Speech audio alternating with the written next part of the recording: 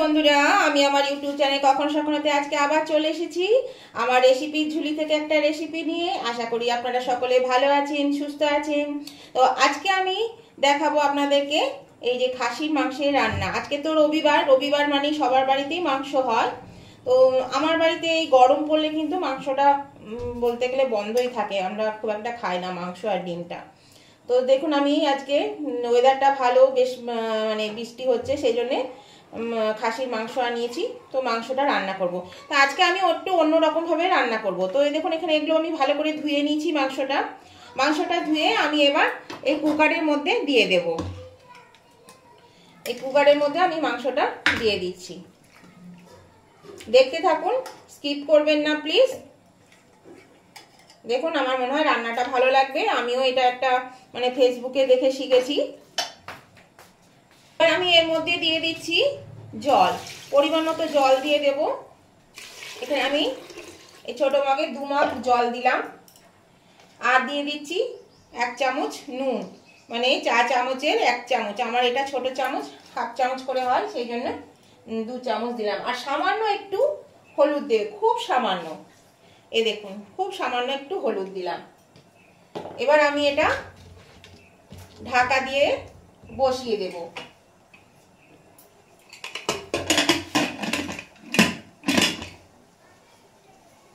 এটা সিদ্ধ করতে দেব। এটা সিদ্ধ হতে হতে আমি বাকি উপকরণগুলো রেডি করি। বন্ধুরা, আমি গ্যাসে বসিয়ে দিয়েছি। এটা আমি 3টে কিংবা 4টে সিটি দিয়ে আমি নামিয়ে নেব।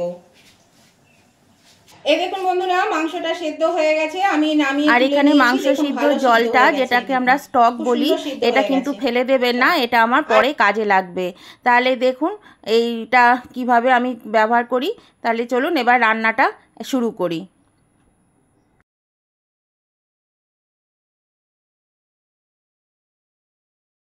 দেখুন বন্ধুরা, কড়াতে তেল দিয়ে দিয়েছি আর গরমও হয়ে গেছে। এর মধ্যে একটু হলুদ দিয়ে দিচ্ছি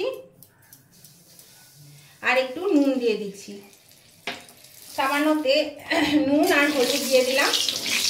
এবার আমি এই মাংসটাতে আমি দেব একটু আলু আর পেঁপে। এগুলোকে আমি সেদ্ধ করে নিয়েছি। এই দেখুন, আলু আর পেঁপে সেদ্ধ করে নিয়েছি। বেশ সেদ্ধ হয়ে এসছে, মানে হয়ে গেছে, 80% সিদ্ধ হয়ে গেছে। এগুলো আমি একটু ভেজে নেব। মাংসতে পেঁপে দিলে, আলু দিলে খেতে কিন্তু দারুণ লাগে। সেই জন্য পেঁপে ছিল বলে পেঁপেটাও দিলাম আর আলুও দিয়ে দিলাম। তো এগুলো আমি একটু ভেজে নিই হালকা করে। গ্যাসটা বাড়িয়ে দিলাম, বাড়িয়ে ভেজে নেব। এই আলুটাও ভেজে নেব। এই দেখুন বন্ধুরা, আমি আলু আর পেঁপে ভেজে তুলে নিলাম। আর এটা কিন্তু সেদ্ধ করার সময় 1/2 চামচ নুন দিয়ে সেদ্ধ করে নিয়েছিলাম। এবার আমি এই তেলের মধ্যেই দেখুন রান্না করব। এখানে দিয়েছি তেজপাতা, 1/2 চামচ জিরে আর শুকনো লঙ্কা 4 টুকরো।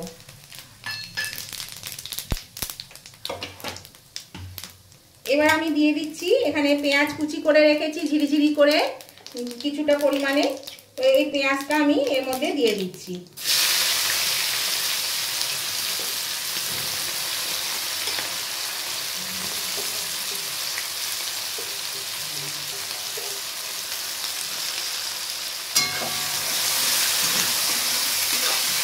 পেঁয়াজটা দিয়ে এবার আমি নেড়ে দিচ্ছি ভালো করে।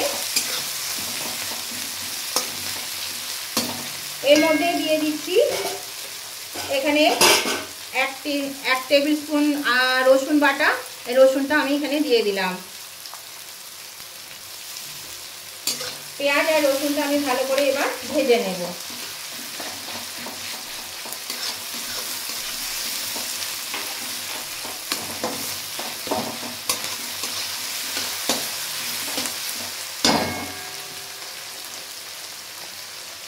এখানে দিয়ে দিলাম যে পরিমাণে নুন নিয়েছিলাম, নুনটাও আমি এর মধ্যে দিয়ে দিলাম। তাহলে পেঁয়াজটা খুব ভালো নরম হয়ে যাবে।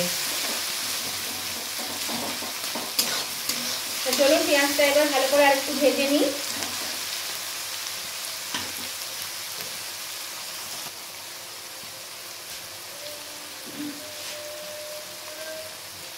এবার বন্ধুরা একটু চিনি দিয়ে দেব। সেই চিনিটা এর মধ্যে দিয়ে দিচ্ছি।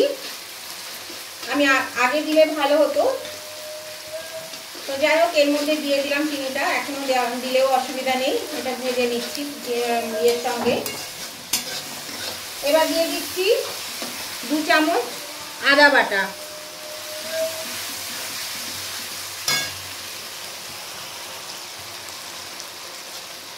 এরকম বন্ধুরা পেঁয়াজটা বেশ অনেকটা সিদ্ধ হয়ে এসছে। এর মধ্যে আমি 4টে টমেটো কেটে রেখেছি মিডিয়াম সাইজের, টমেটোটা দিয়ে দিলাম। আর দিয়ে দিচ্ছি ধনে গুঁড়ো 2 চামচ, জিরে গুঁড়ো 2 চামচ, আর ঝাল অনুযায়ী কাঁচা লঙ্কা বাটা। আপনারা চাইলে শুকনো লঙ্কা দিতে পারেন বেটে বা গুঁড়ো। এবার আমি এটা একটু ঢাকা দিয়ে দেব, আঁচটা কমিয়ে ঢাকা দিয়ে দেবো টমেটোটা সিদ্ধ হওয়া পর্যন্ত। এই দেখুন বন্ধুরা আমি ঢাকাটা খুলে দিচ্ছি, এটা দেখুন সিদ্ধ হয়ে গেছে। দেখুন টমেটো আর পেঁয়াজ কত সুন্দর সিদ্ধ হয়ে গেছে। এর মধ্যে আবার আমি কিছু মশলা অ্যাড করছি। এখানে দিয়ে দিলাম হলুদ গুঁড়ো পরিমাণ মতো, একটু কাশ্মীরি লঙ্কা গুঁড়ো কালারটা ভালো হওয়ার জন্য, আর 2 চামচ টমেটো সস।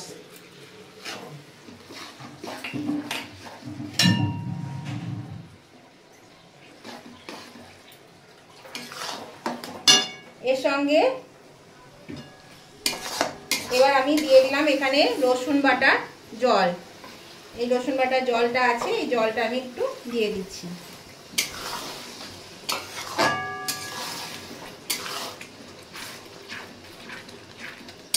দেখুন এটা ফুটতে শুরু করেছে।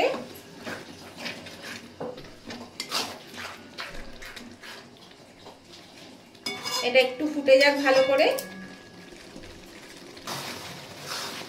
এবার বন্ধুরা দেখুন আমি এই মাংসটা দিয়ে দিলাম এর মধ্যে, মাংসটা দিয়ে কষাবো। আর দিয়ে দিচ্ছি আলু আর পেঁপে, এগুলো দিয়ে আমি এবার কষাতে থাকবো। এরকম মাংস সিদ্ধ করে রান্না করলে কিন্তু মাংসের স্বাদ কিন্তু বদলায় না, স্বাদ কিন্তু একই রকম থাকে, বরং খেতেও খুব ভালো লাগে আর খুব সহজে কিন্তু রান্নাটা হয়ে যায়। তো এইভাবে যদি করে না থাকেন কোনোদিন রান্না, তাহলে পরে কিন্তু আপনারা অবশ্যই এইভাবে রান্না করে খেয়ে দেখতে পারেন। আমার মনে হয় আপনাদের এটা খুব সহজ মনে হবে আর খেতেও ভালো লাগবে।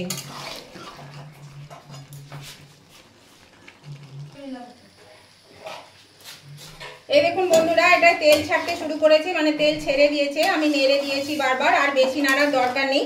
এবার আমি এই স্টমাকটা বারবার স্টমাক করছি, এই স্টকটা আমি দিয়ে দিলাম। এটা দিয়ে আমি একটু ফুটিয়ে নেব, তাহলে কিন্তু আমার রান্না শেষ।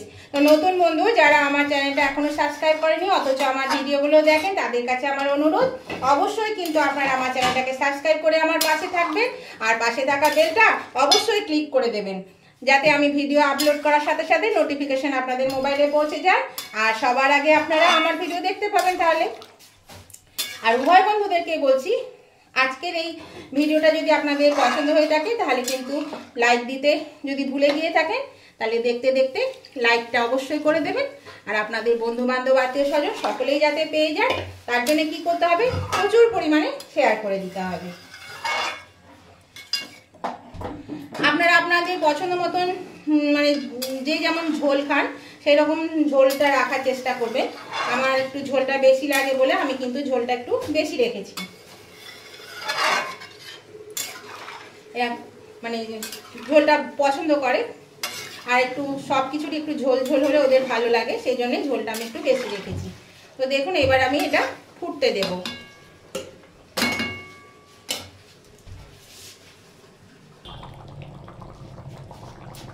এই দেখুন বন্ধুরা ঝোলটা টকটক করে ফুটছে।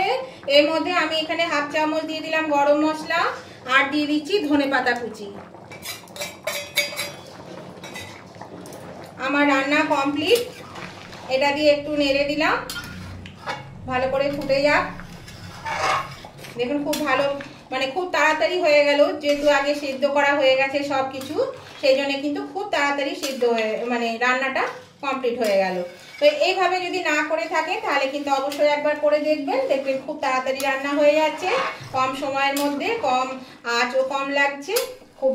আর মাংসের টেস্ট কিন্তু একদমই বদলায় না, যেমন টেস্ট হয় সেরকমই টেস্ট থাকে, আর বরঞ্চ খেতে আরও ভালো লাগে। এটা আপনারা মাখা মাখা করতে পারেন, মানে গ্রেভিটা কম করতে পারেন, আবার ঝোলও করতে পারেন, যার যেমন পছন্দ সেরকমই করতে পারেন, কোনো অসুবিধা নেই। তো নতুন বন্ধুরা অবশ্যই আমার পাশে থাকবেন, আমার চ্যানেলটাকে সাবস্ক্রাইব করে। আর উভয় বন্ধুদেরকেই বলছি অবশ্যই কিন্তু দেখতে দেখতে লাইক দিতে ভুলে গেলে লাইক করে দেবেন, আর শেয়ার কমেন্ট অবশ্যই করে দেবেন। তাহলে আজকের মতন আমি ভিডিওটা এখানেই শেষ করছি। আমি এটা এখন আর তুলবো না, একেবারে খাবার সময় গরম গরম পরিবেশন করে বাটিতে বাটিতে দিয়ে আমি তুলে নেব। এই দেখুন সব সিদ্ধ হয়ে গেছে, খুব সুন্দর, হাড়টা পুরো ছেড়ে গেছে মাংসটা, একদম এত সুন্দর সিদ্ধ হয়েছে। আমি আবার নতুন ভিডিও নিয়ে চলে আসবো। আজকের মতো তাহলে ভিডিওটা এখানে শেষ করলাম। Tata, bye bye.